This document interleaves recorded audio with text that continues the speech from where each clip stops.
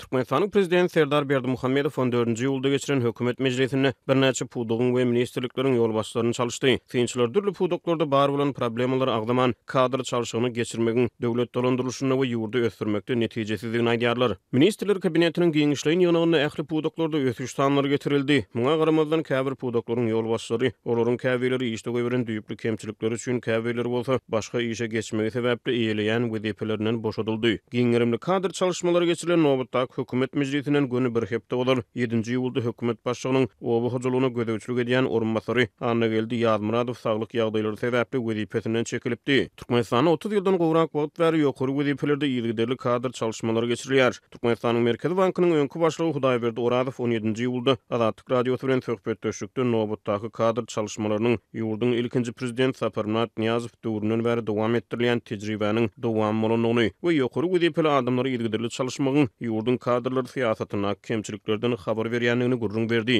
Birinci aýtmaly şu Niýazow döwründen alçak Berdimuhammedowlar Niýazow şu siýasatyny kadr siýasatyny dowamy da bir hil oýnýar boldy.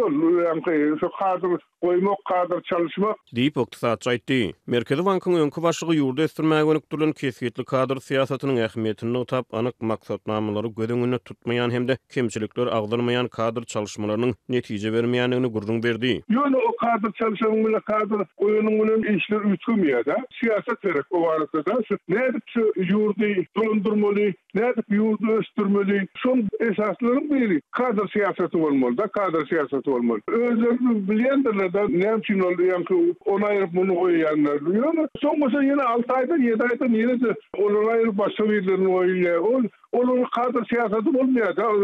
Diýip oktasatçy aýtdy. Resmi habarlardan görnüşine göre Türkmenistanyň geçirilen soňky kadr çalyşmalaryna ýokary wezifeli emeldarlaryň esasan işde goýberen kemçiliklerine salgynanyldy. Ýöne işde goýberlerini gaýdylýan kemçilikler jikmejik aýdyňlaşdyrylmady. Azatlyk radiosu bilen gurrundaş bolan türkmen ykdysatçysy çözgüde gönükdirilen kadr çalyşmalary amal aşyrylaryna ýurtda bar bolan problemlaryň takyk aýdylmalydygyny we täze wezife belenen emeldarlaryň haýsy ukyp başarnyklarynyň we hüner tejribesiniň degişli problemlaryň hötdesinden gelmäge ýardam berjekdiginiň açyk ma'lum edilmeligini belledi. Eger şu problemler çözülecek bolanda da şu problemleri barada aýtmaly. Aýtmaly. Şu hakykatdan şu bizde ýurtda şunlar problemler bar.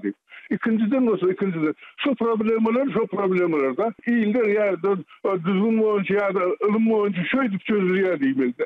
Üçüncüden şu ýagdaýda şu kemçiliklerde şu näde ural şu kadr meselesi bir ol tutýar diýmeli.